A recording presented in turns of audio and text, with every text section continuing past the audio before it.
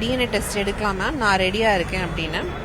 நான் இன்ஃபேக்ட் 4 வாட்டி அவரை வந்து வற்புறுத்தினேன், இல்லை எனக்கு வேணும் டிஎன்ஏ டெஸ்ட், ஏன்னா இந்த மாதிரி வெளியே பேசுறதுக்கு எனக்கு ஒரு முற்றுப்புள்ளி வேணும் அப்படிங்கிறப்போ அவர் தான் சொன்னார், இல்லை டிஎன்ஏ டெஸ்ட் வேண்டாம், நான் எடுக்க தயாராக இல்லை, இது என்னோட குழந்தை, நான் ஒத்துக்கிறேங்கிறது அந்த மேடம் முன்னாடி இது பண்ணார்.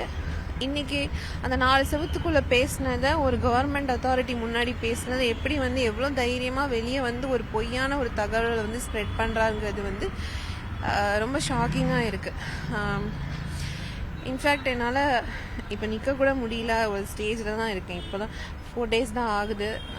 உண்மையை சொல்லணும்னா எனக்கு இந்த டெலிவரி நான் எக்ஸ்பெக்ட் பண்ணவே இல்லை. ஏன்னா என்னோடய டியூ டேட் பார்த்தீங்கன்னா December 1 தான், நவம்பர் எண்ட்லேருந்து எனி டைம் இருக்கோன்னாங்க. பட் 1 month ப்ரியாராகவே வந்து எமர்ஜென்சியில் வந்து டெலிவரி பண்ணிட்டேன். டாக்டர் அவ்வளோ திட்டினாங்க, it's all because of due to stress. நாங்கள் அவ்வளோ ஸ்ட்ரெஸ் நான் ஹேண்டில் பண்ணேன். லாஸ்ட் 3 months வந்து கோர்ட் கேஸ், ஸ்டேஷன் அப்படின்னு வந்து என் மேலே என்னது டிஃபமேஷன் கேஸ் போடுறாங்க, பர்சனாலிட்டி சூட். நான் என்ன கேட்குறேன், நீங்கள் அவ்வளோ கேஸ் போடுறீங்களா, ஏன் மாதம்பட்டி ரங்கராஜாவில் ஒரு கேஸ் வந்து டிஎன்ஏ டெஸ்ட் எடுக்கணும்னு கோர்ட்டில் ஆர்டர் வாங்க முடியல? நான் இதே ஹாஸ்பிட்டலில் தான் இருக்கேன், நான் இங்கே தான் இருக்க போகிறேன், வாங்க வர சொல்லுங்கள். உங்ககிட்ட எல்லாருக்கிட்டையும் வந்து மாதம்பட்டியோட நம்பர் இருக்கும், வர சொல்லுங்கள், டிஎன்ஏ டெஸ்ட் எடுக்க சொல்லுங்கள்.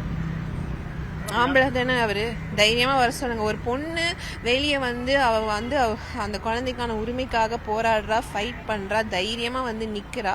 அவளை நீங்கள் கொச்சப்படுத்தி என்ன வேணாலும் போட, ஓம் பிள்ளையே நீ இன்னைக்கு வந்து நீ வந்து கொச்சப்படுத்தி ஒரு ஸ்டேட்மெண்ட் போடுற, அப்போ நீ எல்லாம் ஒரு அப்பாவா? உள்ளே வந்து ஒன்று பேசுகிறாரு, 4 செவத்துக்குள்ளே வேறு மாதிரி பிஹேவ் பண்ணுறாரு, வெளியே வந்து வேறு மாதிரி பிஹேவ் பண்ணுறாரு. உள்ளே வந்து சொல்கிறாரு ஃபேமிலியோட மிரட்டல்னால தான் நான் இப்படி இருக்கேன்றாரு, வெளியே வந்து இப்படி ஒரு ஸ்டேட்மெண்ட் விடுறாரு. இதில் எந்த மாதம்பட்டி வந்து உண்மையான மாதம்பட்டின்னு எனக்கு புரியவே இல்லை.